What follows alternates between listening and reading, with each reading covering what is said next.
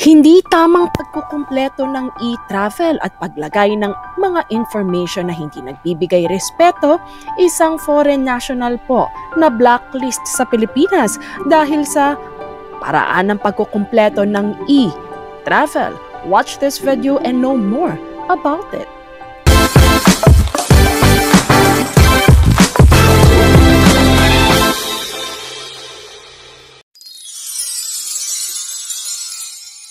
Hi travelers at mga kabayan! Welcome to another episode of Balita para sa iyo, aking mga kabayan.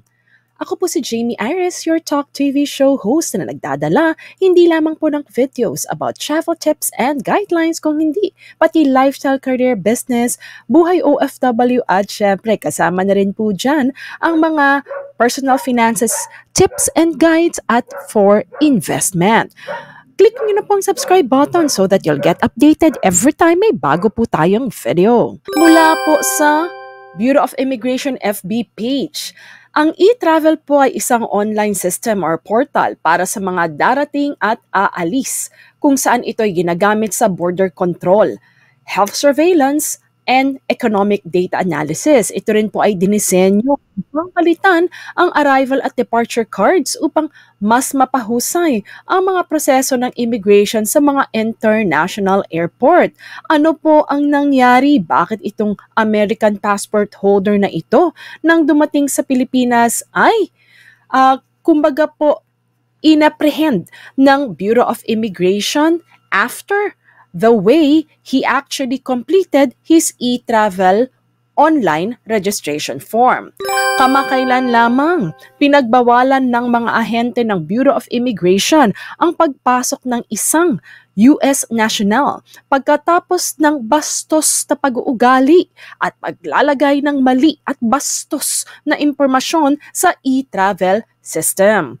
Ayon kay Bureau of Immigration Commissioner Norman Tansingco, ang foreign national traveler na ito ay kinilalang si Anthony Joseph Lawrence, isang 34 years old na American passport holder at dumating sa Ninoy International Airport, Terminal 3 sa pamamagitan ng AirAsia mula Bangkok, Thailand last November 7.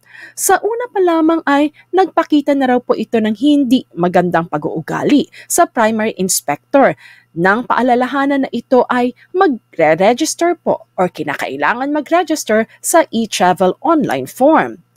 Inihagis po ni Lawrence ang kanyang pasaporte at ang kanyang mobile phone sa immigration officer nang makabalik.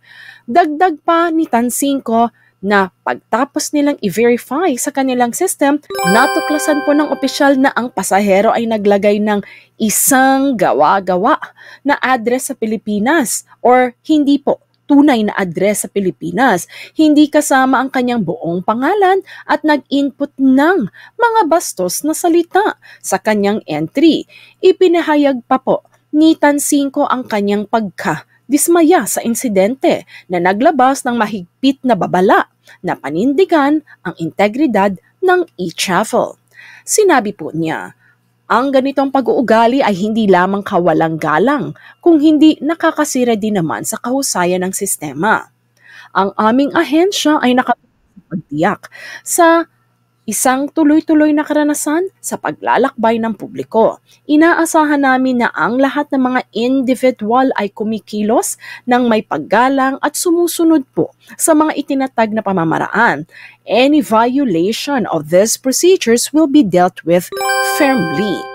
Ang foreign national na ito ay ibinalik sa kanyang pinanggalingang bansa at inilagay sa blacklist, isang permanenteng pagbabawal sa kanya na muling sa bansang Pilipinas.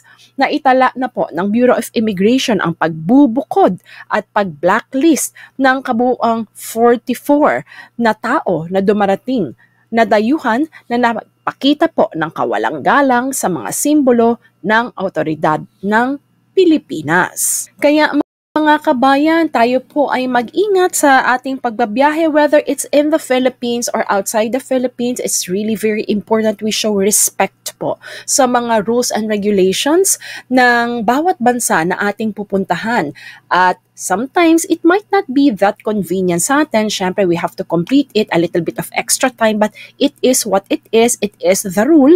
So we definitely have to abide by it simply because it is what is implemented sa bansa natin, or kung hindi naman po kaya kahit sa ibang bansa. So kung ano po yung pinakukumpleto po nila sa atin ay kinakailangan kumpletuhin, kasi nga po yan yung tinatawag natin na mandatory entry requirement. Ibig sabihin, kapag hindi po tayo nakakumpleto nito, maaring hindi po papasukin sa ating bansa, or doon naman po sa bansa na kumbaga kayo ay bibisita na tayo ay hindi po national, then it's very important then po we abide by their mandatory rules.